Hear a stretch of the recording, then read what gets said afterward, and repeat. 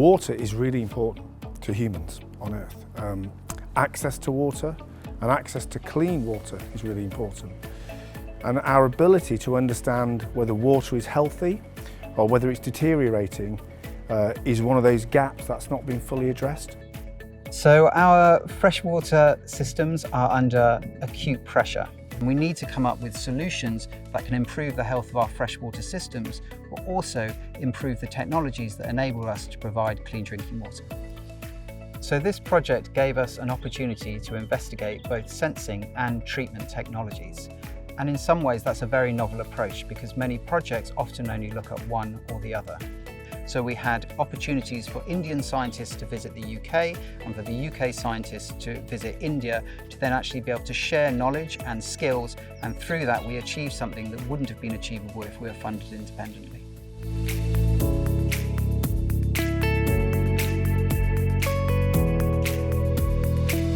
Sensor technology that we were trialling is a fluorescence-based sensor technology which uses UV to target amino acids that are associated with biological activity and therefore can be used to identify biological contamination and sources of pollution.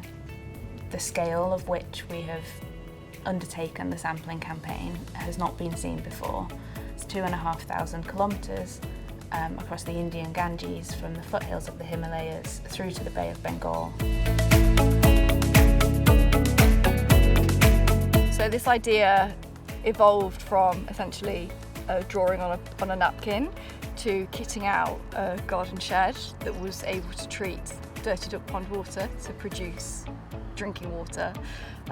Then working with industrial partners, including Portsmouth Aqua, they were then able to develop a prototype system. Here we're in a very temperate climate, but obviously in India you have periods where you have very hot, dry seasons, but then also periods where it's very humid and there's lots of water.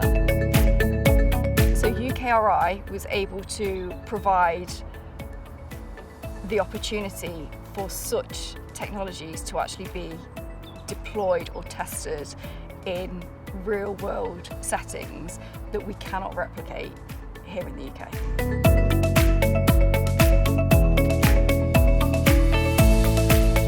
The team that we brought together was a multidisciplinary team from different areas of research, wide-ranging through microplastics to nutrient contamination, antimicrobial resistance, heavy metals. If it was water quality related, we pretty much had it in the team.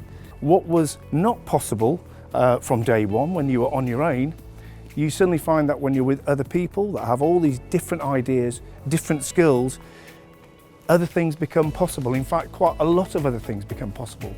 And when that landscape changes, the world as you see it begins to change.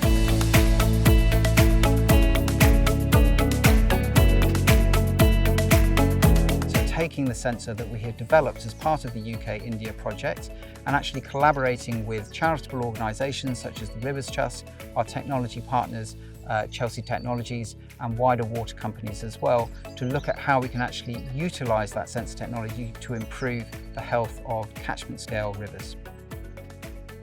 With Portsmouth Aqua and the larger treatment system, we have now deployed this in places like Romania, where there was a hospital where they had significant issues with their drinking water, and this has now been resolved through the deployment of this drinking water treatment system.